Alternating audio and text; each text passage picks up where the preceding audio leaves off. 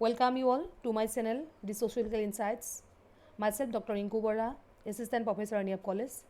Today I am going to discuss about feminism, mostly its meaning and its three waves. As it has three waves, so through these three waves, we can understand the different branches of feminism also. So, what is feminism?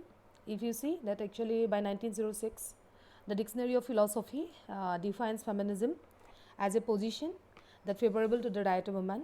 It mostly conscious about the right of woman, and it is an awareness about oppression exploitation of women which take place at workplace and within the family. So, it is an awareness about the different oppression exploitation of women which take place at workplace and family also, and it advocates conscious action to change the situation. So, it is an inclusive worldwide movement to end sexism and sexist oppression by empowering women. It is not like that feminism is within India or it confined only in UK or in USA. That's not like that. It is a worldwide movement who try to end sexism or sexist exploitation oppression by empowering women. So, it is a movement which seeks equality and justice, and it aims at changing the way that we think about man and woman. If you see in India, because India is a patriarchal country, in India our patriarchal value mostly propagates some idea like women are always in subordinate position, they are the oppressed majority, they should be dominated in each and every aspect of their life. Some people think that women should be confined within the kitchen, they should not give some other scope. So, this is the thing that you can see that spread by some patriarchal values, but feminism is a movement through which it want to establish equality and justice, and it aims at changing the way that we think about man and woman.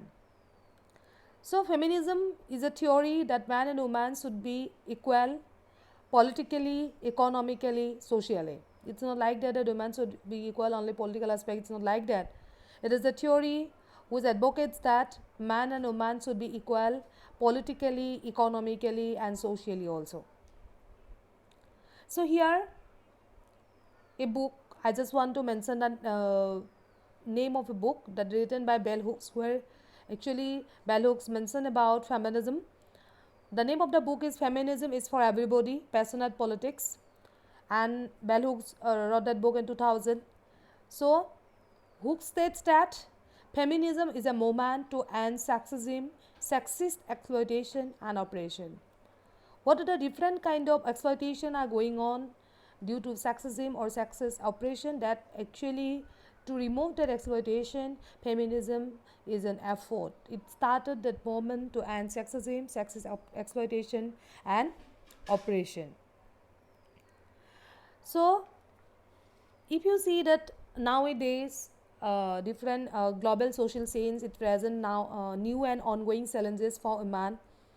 So, a feminist agenda, it addressing the needs of all women, is never in a finalized form. So, the main goal of feminism, feminist or feminist movement, is to end sexism by empowering women. But there is a great deal of disagreement about how that goal is to be accomplished, because the feminist movement is all encompassing. So, it is unlikely that there will ever be full agreement on identifying problems and determining strategies to address the problems. So, the very inclusiveness or and diversity of the movement makes unity on some issues virtually impossible. Therefore, reflecting the difficulty of adopting one agenda, the movement has tended to partition itself into several different branches according to general philosophical difference. That's the thing, because some feminist movement mostly talked about equality of women, particularly of voting rights, like liberal feminism. Radical feminism said about complete restructure of women, restructure of the society. So in that way, you can see that there is a numbers of, you can see that differences of the thinking or philosophical differences of different branches. That's why you can see that the movement has tended to partition itself into several different branches, because it's very impossible, partially actually impossible, to make unity, because it's if you see the very inclusiveness and diversity of the movement, That's why actually it's makes unity on some issues. That's why actually it is virtually impossible. So because of that, reflecting the difficulty of adopting one agenda, the movement has tended to partition itself into several different branches. So women and men identify themselves with organizational principles that may fall under more than one branch. It is not like that that only it is included, or women and men identify themselves with organizational principle that only included only one branch. It's not like that. That may fall under more than one branch. So feminist branches therefore are neither mutually exclusive nor exhaustive. So yes, to know about feminist movement, definitely I will have to discuss about different branches of feminism as well, like liberal feminism, radical feminism, Marxist feminism, socialist feminism, postmodern feminism, eco-feminism. So numbers of feminist movements are there who mostly try to equality, who mostly try to establish equality and justice in the society. But today I am just going to discuss only three waves of feminism. Actually, the long run development of feminist thought and social movements it looking for to promote the rights of women is usually seen as passing through a series of three cycle protests or waves. So, first wave of feminism, if you see, the first wave of feminism occurred during the 19th and early 20th century, and this movement arose in the context of industrialization. So, this wave of feminism sought to equal access to political power by extending voting right to women on the same basis as men. So, particularly this wave of feminist movement, they mostly sought equal access to political power by getting voting rights as equal basis to men. So, again, it also made campaign to get equal opportunities for women and to give them the power to access to all the institutions of society, including higher education.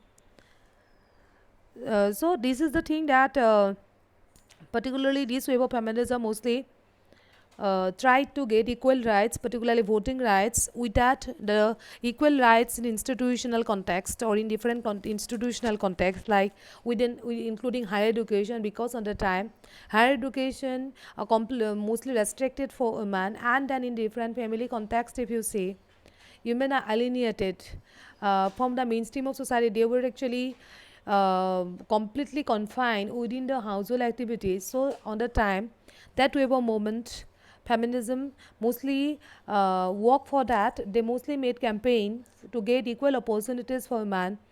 So these ideas and activities of the first wave of feminism, it continued throughout the past half of the 20th century. We can see liberal feminism with its past wave of feminism, because liberal feminism only talked about equal voting right, equal right of women, where they say that then male are like also human being like the women, so they should get equal opportunities like the male member, because women are also equal like the male member, so they say they should get the equal opportunity. So in that way, actually, if you see the liberal feminism, that included in the first wave of feminism, or you can give examples of liberal feminism as a first wave of feminism. Again, if you see the second wave of feminism, it was originated in the 1960s and 1970s, which involved students, black people movement, lesbian and gay movement, and disabled people's movement. So it spread uh, in the context of the anti-war and civil rights movement and the growing self-consciousness of a variety of marginalized groups around the world. So the notable event during this period includes the passage of the Title 7 of the Civil Rights Act of 1964, the formation of the National Organization for Women, Title 9 in the Educational Amendment of 1972, the Roe versus Wade decision, the publication of Feminine Mystic by B.T. Freudian. So these movements mostly focus on ideas of women liberation and empowerment, means second wave of feminism. So these movements can be considered as more radical movement for saints. If you see, the keynote for second wave feminism was passionalist political, which is a salience to the common sense notion that the private world of family life and domesticity was just as much a political arena as the realm of public policy and formal politics. So this wave of feminism is focused on the similarities among all women, and in promoting the idea that women as a group or a class had much in common with one another, regardless of social class position or geographical location in the world. So, what is the main focus of this movement? This is the ideas of women liberation and empowerment. Again, what is the keynote of second wave feminism? This is the personal is political. You can include, you can give the example radical feminism as a second wave of feminism. So, on the other hand, from the early 1980s onward, the claim on a universal women's experience came under silence from actually within this moment. So it should be mentioned here that the early second wave feminism was seen as a product of mainly of white middle class women with a specific view of the world. By the mid 1980s, the universal ambition of early second wave activists and theories had effectively been ended by a new recognition that the fundamental characteristics of women experience around the world was in fact different. So this is about the second wave of feminism. It actually the thing that it promoting the idea particularly that women as a group or class had much in common with one another regardless of social class position or geographical location in this world. This is very important thing. It's not like that women means if women are in high class group or in high caste group, they have very high status in the society, or low caste group low status. Exactly, that is not the real phenomenon. Women are a group. That is whether they are from which social class, from which geographical location. That is not important thing. The most common is that they are women. So they are within the group and they have some common features with one another. They are dominated in different aspects, irrespective of the class, irrespective of geographical location. So that's the thing mentioned by second wave of feminism. So in that context, their main motto that is about personal is political. So they say that that the thing that it is a keynote that is it is a salience to the common sense notion that the private role of family life and domesticity was just as much as political arena as the realm of public policy and formal politics. So this is the second wave of feminism. Again, if you see the third wave of feminism, actually the third wave of feminist movement is considered as a movement from 1990s to present day. So it is developed by post-colonial and post-modern thinking. And this wave breaks constraining boundaries of gender, including what it deems essentialist boundaries set by the earlier waves. So what are the different controversy and disagreement around identity politics between feminists in the third wave? It have escalated. So between the mid 1990s and early 21st century, various changes occurred in the world. For example, you can see globalization, communism, multiculturalism, religious fundamentalism, etc. So a new generation of women was growing up in a less ordered and predictable world than the previous one and embraced cultural diversity and difference. So this new feminism is characterized by local, national and transnational activism in areas such as violence against women, trafficking, body surgery, self-mutilation and overall pornification of media. So this is actually the third wave of feminism. So if you see that all branches of feminism, it deal with the linkages of gender with other relevant social categories, and members of each branch and the groups they work which negotiate how gender is constructed according to their own needs and priorities. So different feminism that result from these constructions. So feminists as individuals or in a formal groups to which they belongs, however, generally agree with the principles of one or another branches of feminist movement like liberal, radical, postmodern, Marxist, socialist, ecological, etc. Yes, I will discuss about the different kind of movement in different presentation. I will definitely make that. After that, yeah, after this presentation, I will make another presentation on different branches of feminism, so that everybody will be clear that what are the different branches of feminism. But to understand these different branches, at least it's very important to know the three wave of feminism. So thank you, all of you.